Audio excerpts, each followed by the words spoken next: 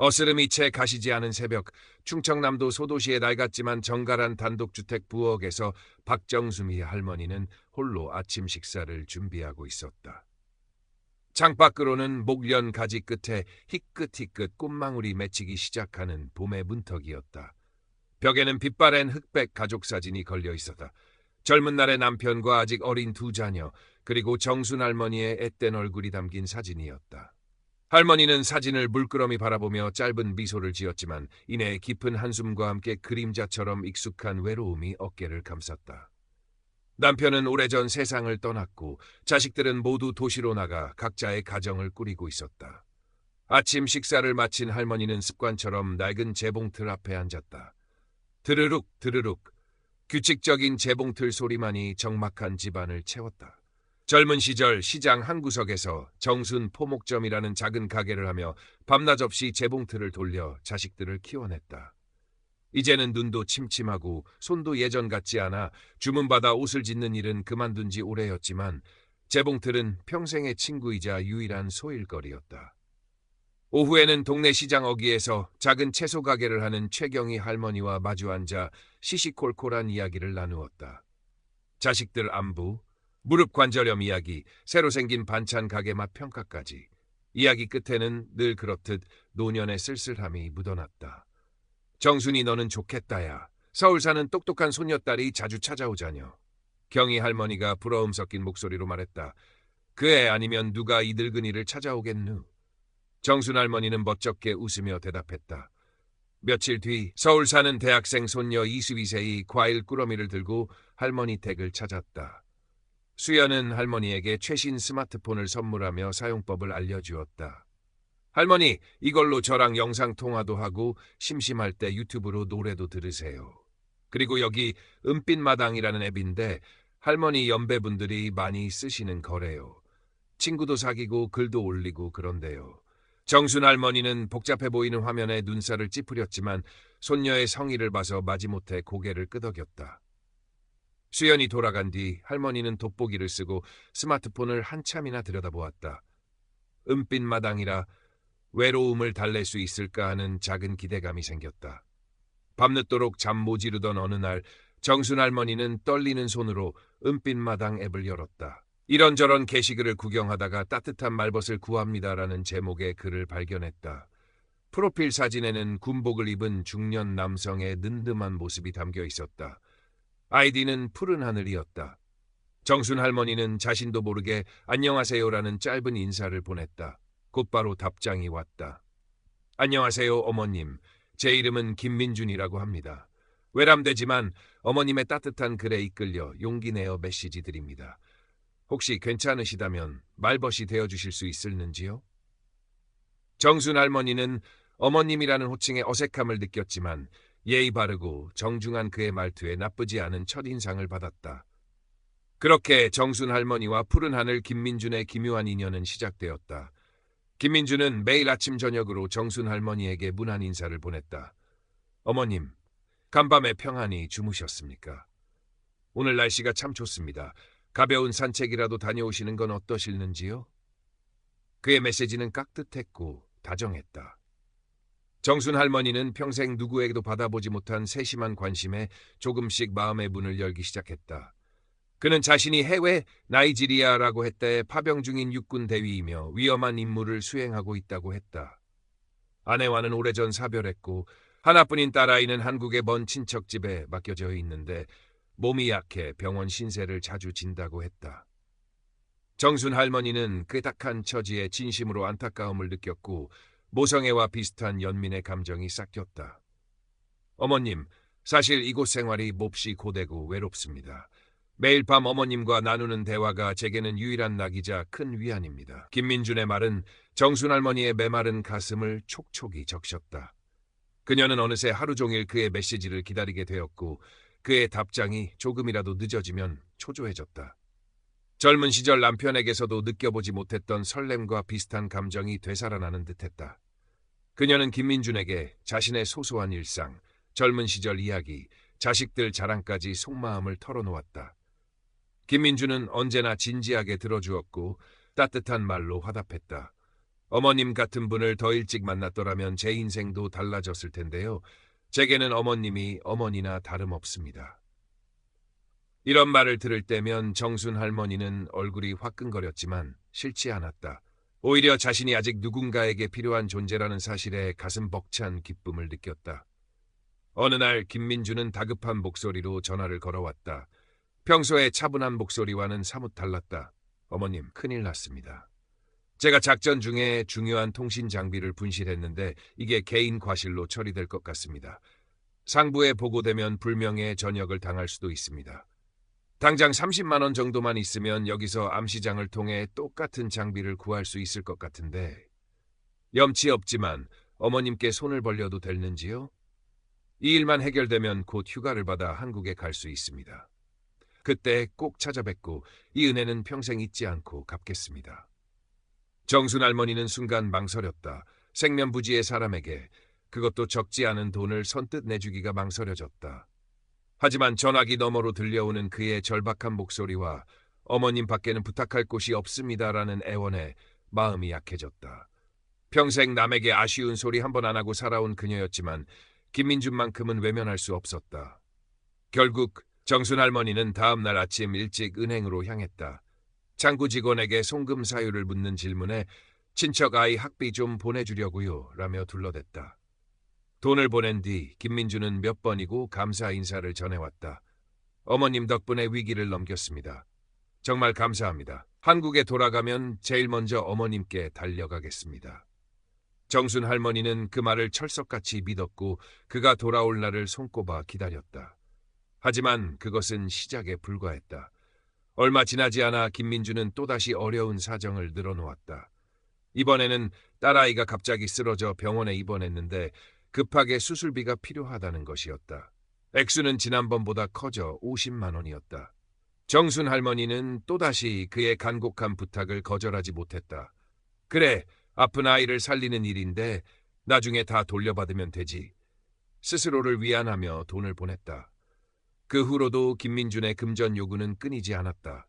작전 중 부상당한 동료를 도와야 한다. 한국으로 돌아갈 비행기표를 사야 하는데 돈이 조금 부족하다. 전역 후 사업을 시작하려는데 초기 자금이 필요하다 등 이유는 다양했고 요구하는 금액도 점점 커져갔다. 정순 할머니의 통장 잔고는 눈에 띄게 줄어들었다. 평생 아끼고 모은 돈이었다. 자식들 결혼시키고 남은 얼마 안 되는 노후 자금이었다. 불안감이 엄습했지만 이미 너무 많은 돈을 보낸 터라 이제 와서 그만둘 수도 없었다. 이만큼 투자했는데 여기서 멈추면 그동안 보낸 돈을 다 날리는 거 아닌가. 본전 생각에 쉽게 발을 빼지 못했다. 이따금씩 시장에서 마주치는 최경희 할머니는 정순 할머니의 안색이 부쩍 나빠지고 돈 씀씀이가 해퍼진 것을 눈치챘다. 정순이, 너 요새 무슨 일 있냐? 얼굴이 반쪽이 됐어. 어디 아픈 건 아니지? 그리고 너답지 않게 돈도 막 쓰는 것 같고 혹시 누가 돈 빌려달라고 하던? 최경희 할머니의 걱정 어린 물음에 정순 할머니는 가슴이 철렁했지만 애써 태연한 척하며 얼버무렸다. 아니야, 괜찮아. 그냥 봄이라 입맛이 없어서 그래. 사실대로 말할 용기가 없었다. 혹시라도 김민준과의 관계를 이상하게 볼까봐 그리고 자신의 어리석음을 질책할까봐 두려웠다. 그녀는 점점 더 고립되어 갔다. 주말 수연이 할머니 댁을 다시 찾았다. 할머니는 예전보다 더 수척해져 있었고 어딘가 불안해 보였다. 수연은 할머니가 잠시 자리를 비운 사이 우연히 할머니의 스마트폰을 보게 되었다. 은빛 마당 앱 알림이 계속 울리고 있었다. 호기심에 앱을 열어본 수연은 할머니와 푸른 하늘 김민준이라는 사람이 나눈 대화 내용과 수십 차례에 걸친 송금 내역 문자를 발견하고는 경악을 금치 못했다. 해외 파병 군인, 딸 수술비, 전역 자금. 수연의 머릿속에서 경고등이 울렸다. 인터넷으로 군인 로맨스 스캠 사례를 검색하자 할머니가 당한 수법과 너무나도 유사한 이야기들이 쏟아져 나왔다. 김민준이 보낸 군복 입은 사진을 구글 이미지 검색에 넣어보니 전혀 다른 이름의 해외 모델 사진으로 검색되었다. 심장이 빠르게 뛰기 시작했다. 할머니, 이 사람, 김민준이라는 사람, 아무래도 사기꾼 같아요. 할머니가 보낸 사진, 이것도 다 가짜예요. 수연은 떨리는 목소리로 할머니에게 자신이 발견한 사실들을 쏟아냈다. 하지만 박정순 할머니의 반응은 예상과 달랐다. 네가 뭘 안다고 함부로 짓거리느냐. 민준 씨는 그런 사람 아니다. 네가 뭘 안다고 내 사람을 모함해. 박정순 할머니는 버럭 소리를 지르며 오히려 수연에게 크게 화를 냈다. 그녀의 눈에는 당혹감과 함께 깊은 상처와 배신감이 어려 있었다. 평생 순하고 자애롭던 할머니의 격한 반응에 수연은 할 말을 잃었다. 할머니는 이미 김민준이라는 존재를 깊이 신뢰하고 있었고 그가 만들어낸 환상 속에서 위안을 받고 있었다. 그 환상이 깨지는 것을 두려워하고 있었다. 수연은 할머니의 완강한 태도에 상처받았지만 동시에 이대로 물러설 수 없다는 생각에 마음을 다잡았다. 김민준의 요구는 더욱더 대담해졌다. 그는 박정순 할머니에게 드디어 모든 준비가 끝났습니다. 한국으로 돌아가 어머님과 함께 행복하게 살 날만 남았습니다. 그런데 마지막으로 딱 한 번만 더 도움이 필요합니다. 제가 군에서 알게 된 극비 정보인데 나이지리아 유전 개발 사업에 투자하면 엄청난 수익을 올릴 수 있습니다. 최소 투자금이 1억 원인데 이 돈만 마련되면 평생 연금처럼 매달 수천만 원씩 받을 수 있습니다. 우리 둘의 빛나는 노후를 위해 마지막으로 저를 믿고 도와주십시오라며 거액을 요구해왔다. 박정순 할머니는 이미 평생 모은 돈의 대부분을 그에게 송금한 상태였다. 이제 남은 것은 이 낡은 집 한 채뿐이었다. 그녀가 망설이자 김민준의 목소리는 싸늘하게 변했다. 어머님, 저를 못 믿으시는 겁니까? 제가 어머님께 어떤 마음으로 이 모든 것을 말씀드리는지 정녕 모르시겠습니까? 만약 이 일이 잘못되거나 혹시라도 우리 관계가 외부에 알려지기라도 하면 저뿐만 아니라 어머님께도 큰 누가 될 수 있습니다. 어머님 따님네 회사 일도 잘 안 풀리신다던데. 그것은 명백한 협박이었다. 과거 박정순 할머니가 무심코 흘렸던 자식들의 어려움까지 언급하며 그녀의 가장 약한 부분을 건드린 것이다. 박정순 할머니는 공포감과 함께 온몸의 피가 싸늘하게 식는 것을 느꼈다. 믿었던 사람에 대한 깊은 배신감, 그리고 모든 것을 잃을지도 모른다는 절망감이 그녀를 덮쳤다.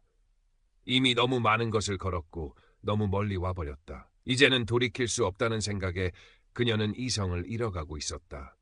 그날 밤 박정순 할머니는 잠을 이루지 못하고 뒤척였다. 김민준의 협박 섞인 목소리가 귓가에 맴돌았다. 평생 정직하게 살아왔는데 어쩌다 이런 지경까지 이르게 되었을까. 억울함과 후회, 그리고 알 수 없는 두려움에 눈물이 하염없이 흘렀다. 그래, 이번이 마지막이야. 이 돈만 보내면 모든 게 해결될 거야. 민준 씨가 돌아오면 다 괜찮아질 거야. 그녀는 스스로에게 최면을 걸듯 되뇌며 다음날 은행 문이 열리자마자 집을 담보로 대출을 받아 김민준에게 송금할 계획을 세웠다. 다음날 아침 박정순 할머니가 초췌한 얼굴로 은행으로 향하려던 순간 대문 앞에서 수연이 그녀를 막아섰다.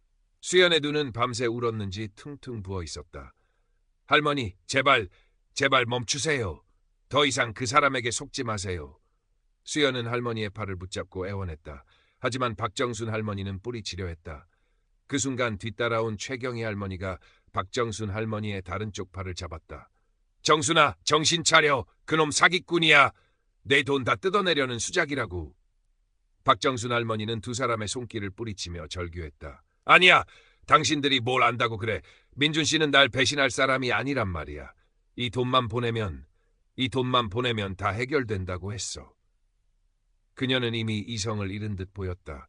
평생 모은 재산을 모두 날리고 마지막 남은 집까지 잃을 위기에 처했다는 절망감, 그리고 그동안 쌓아올린 환상이 한순간에 무너질지도 모른다는 공포감이 그녀를 지배하고 있었다. 그녀는 자리에 주저앉아 어린아이처럼 흐느껴 울기 시작했다. 내가 어떻게 모은 돈인데, 내 평생이 담긴 돈인데 이제 난 아무것도 없어. 다 끝났어.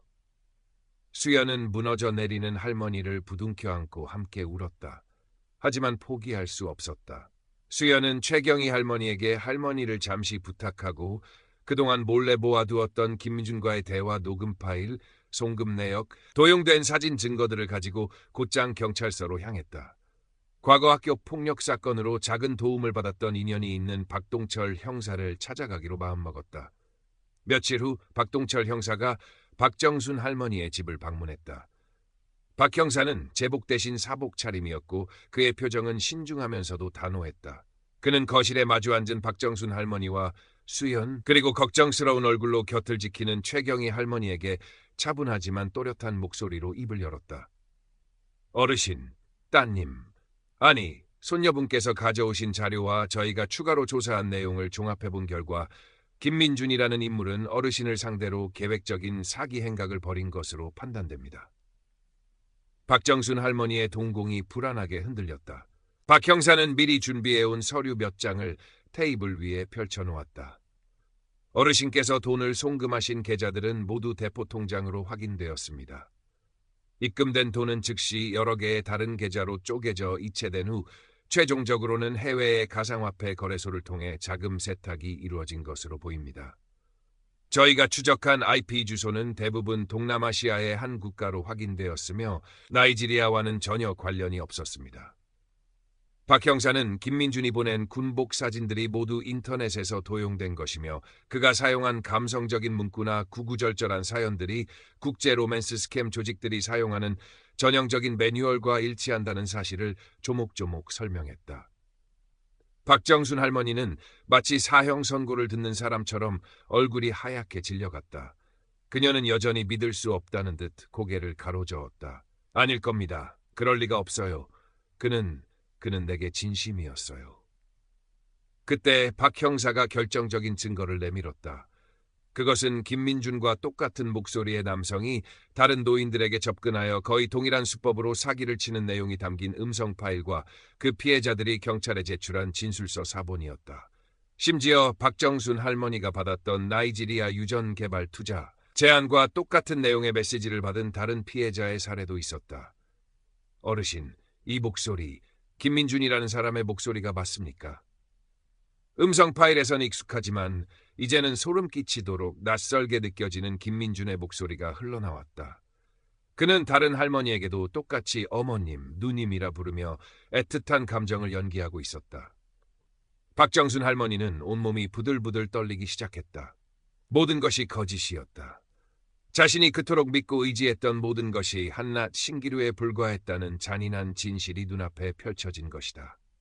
그 순간 최경희 할머니가 조용히 현관으로 나가더니 얼마 후 두 명의 다른 할머니의 손을 잡고 거실로 들어섰다. 한 분은 박정순 할머니처럼 로맨스 스캠 피해를, 다른 한 분은 자식이라 사칭하는 보이스피싱 피해를 입은 할머니였다. 정순아, 이분들도 너랑 똑같은 아픔을 겪었어. 우리만 바보였던 게 아니야. 저놈들은 아주 그냥 사람 마음을 후벼 파는 악마 같은 놈들이라고. 그래도 우리가 이렇게 같이 있으니 혼자 끙끙 앓지 말고 같이 힘내자, 응?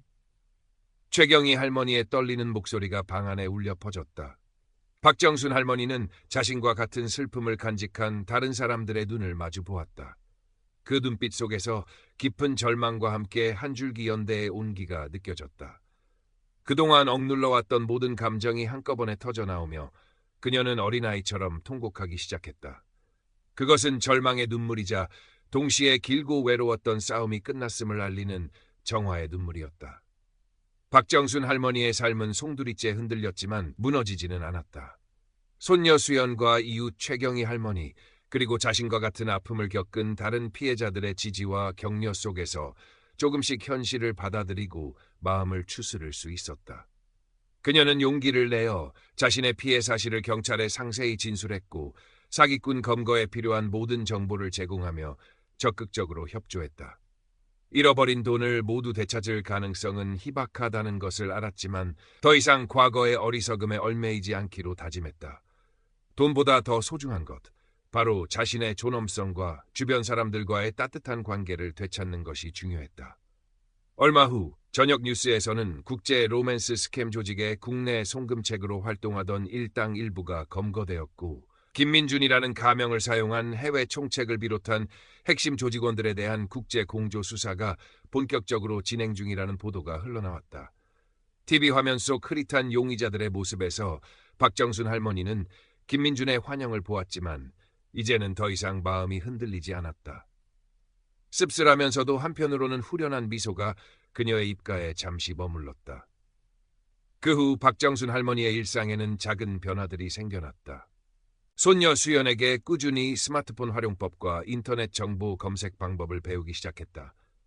처음에는 복잡하고 어렵게만 느껴졌던 작은 화면 속 세상이 조금씩 익숙해져 갔다. 최경희 할머니와 함께 동네 노인복지관에서 열리는 디지털 정보화 교육 프로그램과 금융사기 예방 교육에도 빠짐없이 참여했다. 그곳에서 그녀는 자신과 비슷한 어려움을 겪는 많은 노인들을 만났고 자신의 경험을 공유하며 서로에게 용기를 주었다. 그녀는 더 이상 외롭거나 무기력한 존재가 아니었다. 어느덧 시간이 흘러 따스한 봄볕이 완연한 5월의 어느 날이었다. 박정순 할머니는 새로 등록한 노인복지관의 스마트폰 사진반 수업에 가기 위해 집을 나섰다. 복지관 입구, 한 할머니가 서성이며 망설이는 모습이 눈에 들어왔다. 과거 자신이 그랬던 것처럼 낯선 환경에 대한 두려움과 세상과의 단절감이 느껴지는 표정이었다. 박정순 할머니는 잠시 걸음을 멈추고 그 할머니에게 다가가 따뜻한 미소와 함께 말을 건넸다. 어르신, 혹시 처음 오셨나 봐요? 제가 아는 거라도 좀 알려드릴까요? 저도 처음엔 모든 게 다 어렵고 무서웠답니다. 그녀의 목소리에는 진심 어린 온기가 담겨 있었다. 과거의 깊은 상처를 극복하고 이제는 타인에게 먼저 손 내밀어 온기를 전하는 사람 특유의 부드러우면서도 강인한 힘이 느껴졌다. 두 할머니는 나란히 복지관 안으로 들어섰다. 햇살 좋은 봄날, 절망의 그늘을 걷어내고 새로운 희망을 향해 나아가는 그들의 뒷모습 위로 앞으로 펼쳐질 또 다른 이야기들이 조용히 내려앉고 있었다. 박정순 할머니의 재봉틀은 이제 더 이상 외로움을 달래는 도구가 아니었다. 그것은 새로운 관계를 짓고 희망을 수선하는 따뜻한 손길의 연장이 되어 그녀의 삶 속에 온기를 불어넣고 있었다.